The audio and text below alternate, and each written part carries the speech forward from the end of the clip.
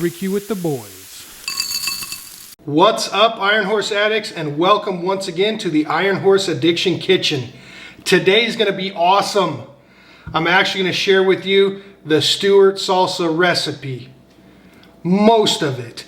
I've been sworn to secrecy by my father not to share the special ingredients and the spices, but I'll share everything else with you so that you can try to make this salsa on your own and guess which spices you can add to it to make it your own. So let's start off by introducing the ingredients. First, we have the Anaheim chili peppers. You've got 3 of those. You have the yellow chili peppers. Once again, 3 of those. We've got green onions. It's 1 bunch of green onions. You've got a single jalapeno. The recipe actually called for 1 garlic clove. I tend to put 2 garlic cloves in it. I think it gives it a little bit more of a kick. I like it a little bit better. This is our mild recipe. So if you guys are looking for something a little bit hotter, when I do the spicy recipe, I'm gonna throw in a couple habaneros and probably a couple serrano chilies as well. But sticking with the basics, we've got salt, pepper, garlic salt, and then this right here is the secret spices. All right, this is the stuff that makes Stewart salsa, Stewart salsa. And then the other mistake a lot of people will make is they want to go fresh tomatoes. We never use fresh tomatoes. We always use stewed tomatoes, and we always use Hunt's stewed tomatoes. If you don't use Hunt's, I promise you it will not be as good. It tastes different for whatever reason. There's 4 cans of that. And then the last ingredient is going to be the tomato sauce. It's just a single 8-ounce can we add that at the very end, makes it a little bit runnier and gives it that salsa as opposed to pico de gallo look and feel. All right, let's dig right into cutting up some of these chilies. One thing I want to talk about right off the bat is these have already been washed. If you don't know you should wash your vegetables before you start using them, you probably shouldn't be in the kitchen. One important thing about this is we get rid of all the seeds and all the membranes. So as you dig into the chili, you cut them open, you're gonna see this membrane and the pod of seeds. We get rid of that. If you are looking for something that's a little spicier, you could leave the membranes in there. The membranes are a little spicier. They do give the sauce a little bit of a kick. But for the mild version, we're going to take out all of the membranes. The other trick is, it's a bit of a process. It's all hand cut. If you use a blender or a food processor to process the vegetables, you can do it. The problem is it becomes quite acidic because for some reason that process brings out the acids in the vegetables. And it's honestly not nearly as good. It's very acidic. The other thing is when you're cutting these, you'll notice I cut them into thin strips. You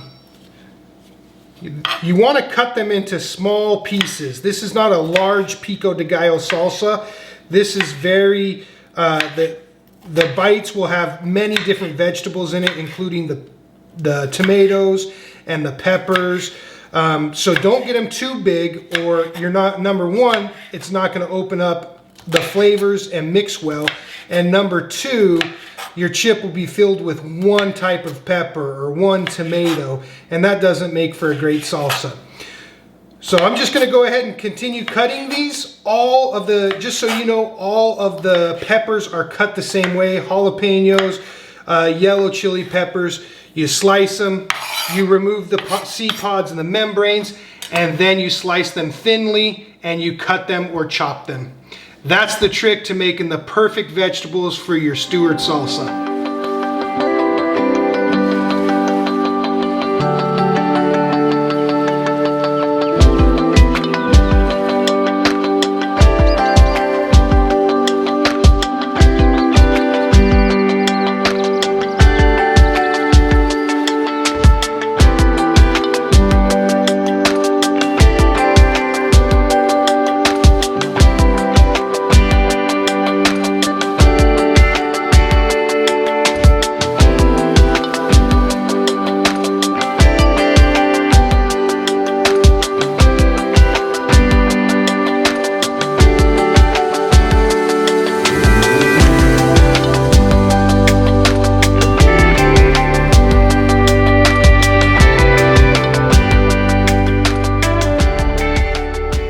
So there you have it. The chilies are chopped.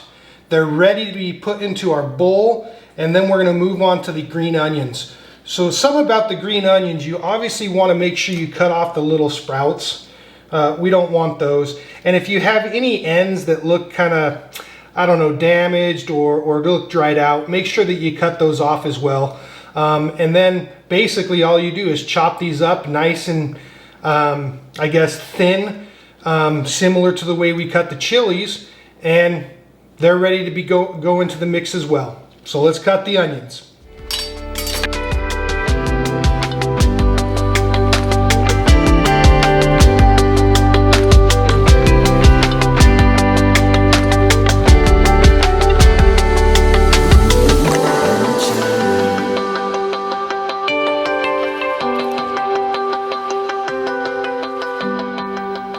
All right, addicts, the onions are chopped, ready to be added to our mixture of chilies. I don't know if you can tell or not, I'm sitting here crying.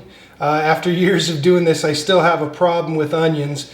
My mom always taught me to put a glass of water in front of you. I didn't do it.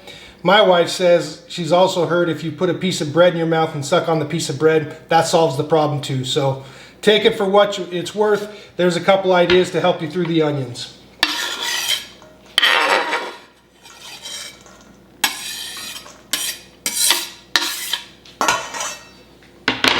Now addicts, when it comes to the garlic cloves, a lot of people will use a mincer.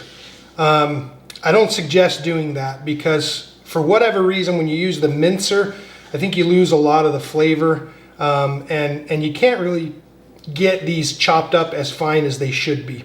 So you'll see as you watch, I actually chop these up. It takes quite a while to do it, but I chop them up by hand before I add them to the mixture.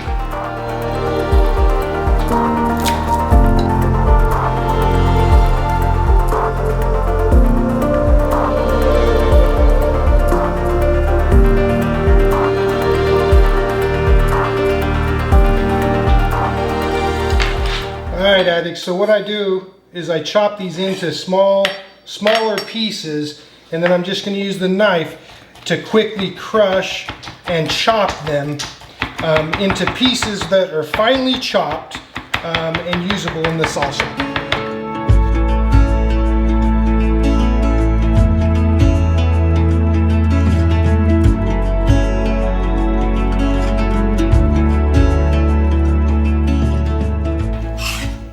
As you can see, these are all very finely chopped.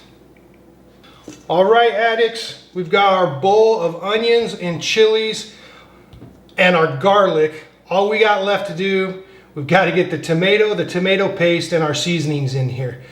So one thing about the tomatoes, I've already talked about how we use hunt stewed tomatoes. We'll actually put these in a blender.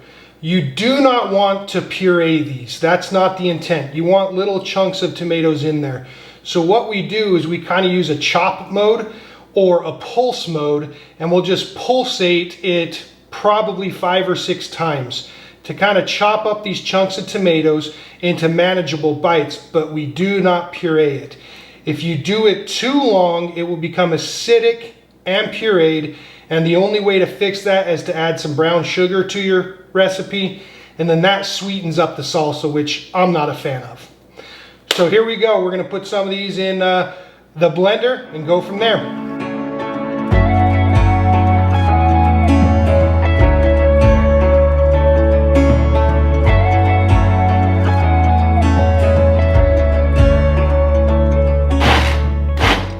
Okay, there we go. Once again, pour it in there. Last thing we've got is the tomato sauce. Put that in there just to make it a little bit, I don't know if liquidy is the right term, but to give it more of a salsa consistency. This right here, that right there is what makes Stewart's salsa, the special spices. And then I love pepper, so I'm going to put, quite a bit of pepper. I like fresh cracked. Sometimes, any ground pepper would work. But the trick to this is you really just, you spice it or you use the seasonings to taste. Salt it to taste, pepper it to taste, and then garlic salt it to taste. Then you mix it all up. Let's go ahead and grab a nice big mixing spoon. All right, all you do is mix it. Do everything you can to keep it in the bowl. The bigger the bowl, the better. I kind of got a small bowl here. This recipe that I shared with you is really what we call a single recipe. I've never made it with anything less than this. I know it's quite a bit of salsa, but you're gonna love to share this with your friends anyways. If you do want to double the recipe when it's Christmas time and everybody's looking for salsa as a thank you or a Merry Christmas gift, I'll do double recipes of both mild and spicy. Takes a little bit of time, but it's delicious. So there we have it. Salsa made the Stewart way. Now, one thing I will tell you is this salsa gets better with time. So if you eat it right away, it's still good. Don't get me wrong. But if you're able to let it sit overnight and let all the flavors from each of the vegetables mix together, it's much, much better. It always tastes better the next day. This is Bray. He's decided to come out of his slumber to taste the barbecue. So we'll give him a shot. Go for it, Bray. All right.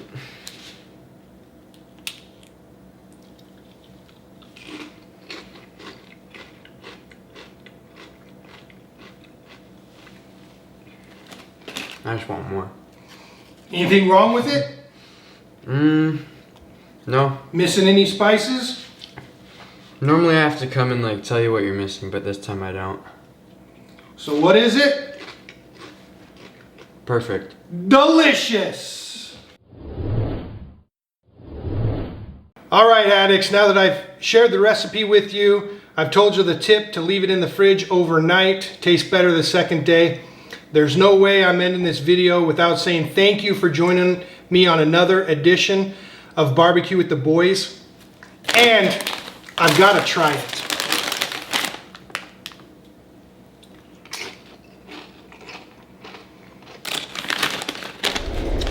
Delicious. I'm telling you, this is going to make every potluck 100 times better. Oh yeah, Barbecue with the Boys.